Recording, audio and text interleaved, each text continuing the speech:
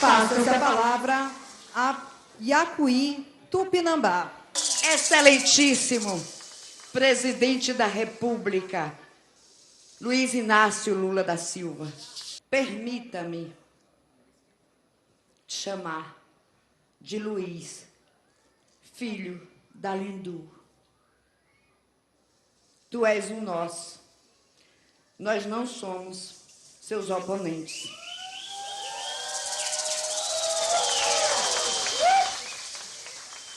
E nós sabemos que vós pode contribuir para o que eu vou fazer aqui agora. Quebrar protocolo.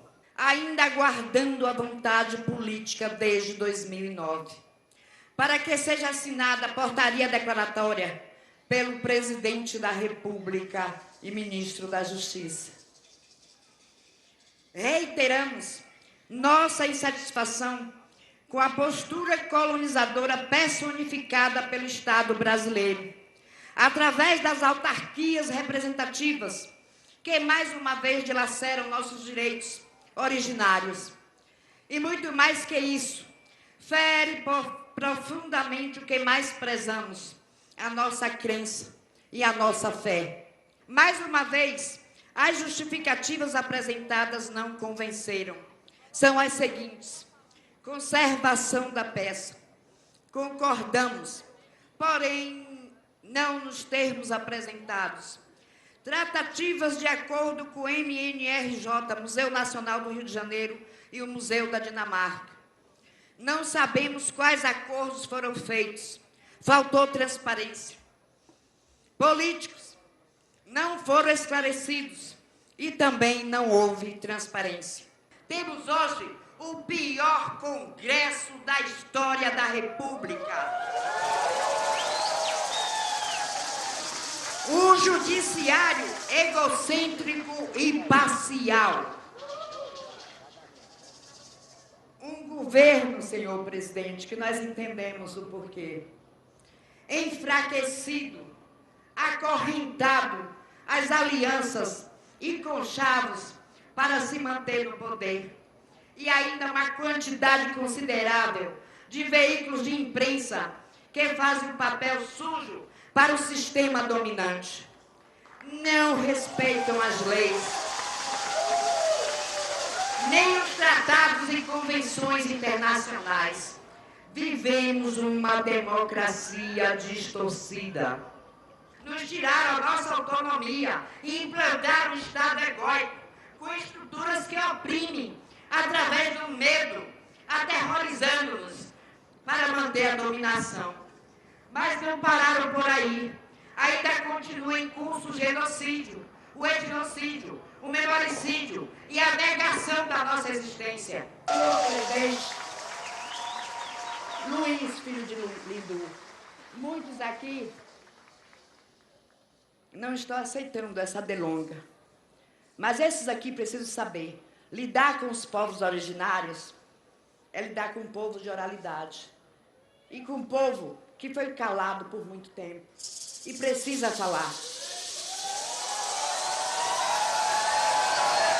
Aquele menino que veio do Nordeste, só ele seria capaz de permitir que eu pudesse quebrar esse protocolo em nome do meu povo. Então, que a grande mãe lhe dê toda a força que vós precisa para se manter. E mais uma vez dizemos, não somos seus oponentes. Estamos juntas, juntos e juntos. Estamos do seu lado. Senhoras e senhores, com a palavra, o presidente da República, Luiz Inácio Lula da Silva. Às vezes, as coisas são mais fáceis de falar do que de fazer. E vocês, indígenas, que estão nessa luta há muito tempo, sabem o quanto é difícil. Uma vez, em 1978, eu descobri e senti a necessidade de fazer um partido político, porque eu fui ao Congresso Nacional evitar que uma lei antigreve fosse aprovada, feita pelo ministro Arnaldo da Costa Prieto. E lá eu descobri que eu estava querendo que acontecesse um milagre, porque não tinha trabalhador deputado. Como é que eu poderia querer que um congresso feito pela elite política desse país fosse fazer a lei que eu desejava? Olhe para a dificuldade de eleger algum indígena deputado. Olhe para a dificuldade da gente conquistar, para a gente ter noção da dificuldade que a gente tem lá. Quando eu vetei o marco temporal, eu imaginei que o Congresso não ia ter coragem de derrubar o meu veto. E ele teve, porque a maioria do congressista não tem compromisso com nenhum povo indígena. O compromisso deles são com grandes fazendas, com grandes proprietários. Mas vocês não podem esquecer que não faz muito tempo que a gente trocou um ministro do meio ambiente que dizia que era preciso abrir as porteiras para que o agronegócio invadisse a Amazônia, e nós colocamos uma companheira da qualidade da Marina Silva no Ministério para que ela ajude a gente a cumprir. Vocês não podem esquecer que os indígenas nunca tiveram um ministério e muito menos uma indígena ministra. Vocês não podem esquecer que a FUNAI nunca teve um indígena que tomou conta da FUNAI e agora tem. Vocês não podem esquecer de que pela primeira vez na história a gente tem um médico indígena tomando conta da ação indígena. E isso a gente não consegue fazer do dia para a noite. Vocês que lutam sabem da dificuldade. E eu posso dizer para vocês aqui, e quero dizer para os nossos companheiros do Pirambás, eu vou voltar a Brasília. Na semana que vem, vou conversar com o companheiro Lewandowski. Quando o marco temporal voltou para a Suprema Corte, nos criou uma dificuldade de continuar fazendo a vida de inclusão como a gente ia fazer. Eu vou ver se a gente pode fazer o possível e o impossível para que a gente possa, quem sabe, atendendo a grandiosidade desse manto sagrado, se a gente pode, de uma vez por todas, desintrusar as terras do Pirambás para que vocês possam viver com muita oportunidade. Mas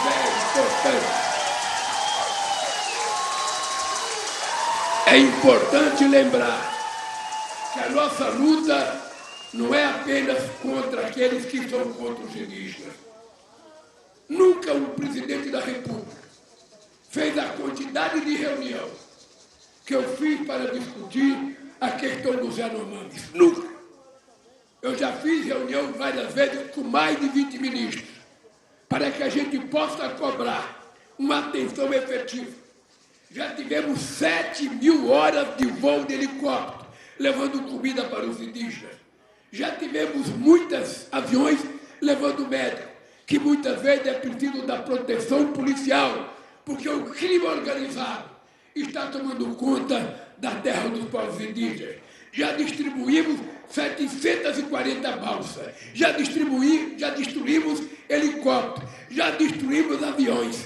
E ainda assim os garimpeiros voltam, porque os garimpeiros que estão lá são gente que trabalha. Os donos, quem sabe, estejam morando em outro lugar do mundo, ou quem sabe numa capital desse país. Por isso, companheiros, a nossa luta continua.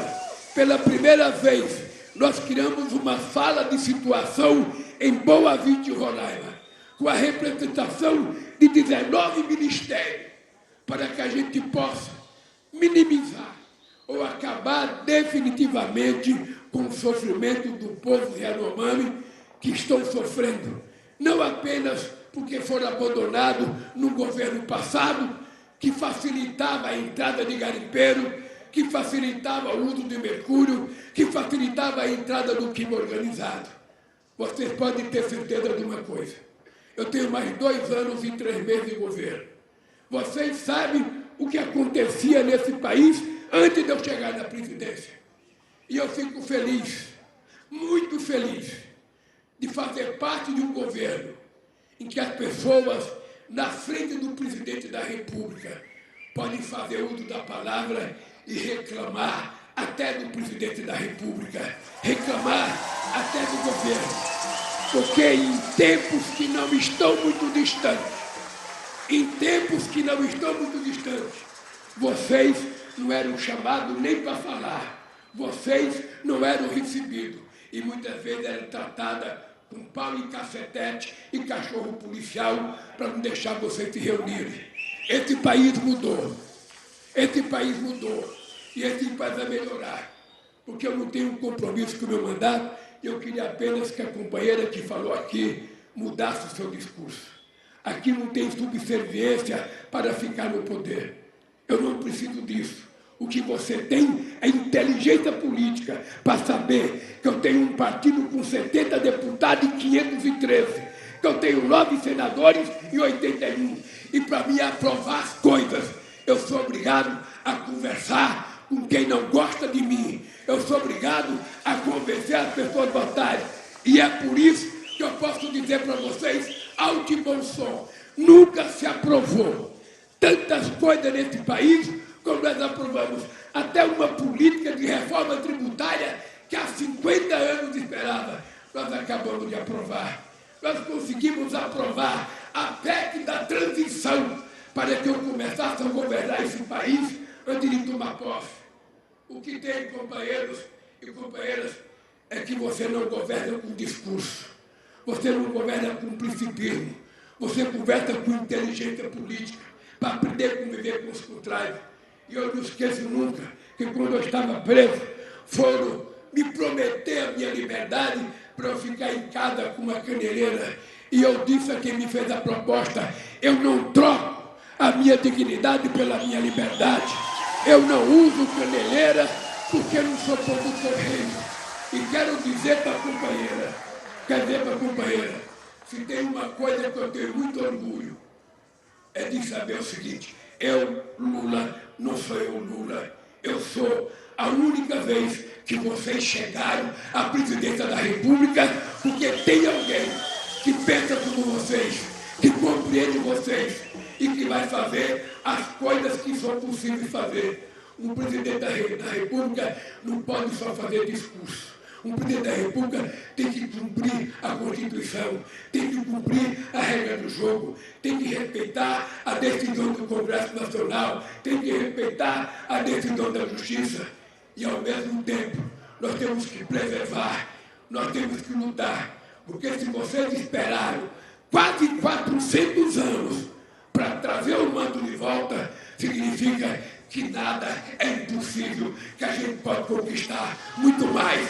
Um abraço, um beijo e muito obrigado a todos vocês.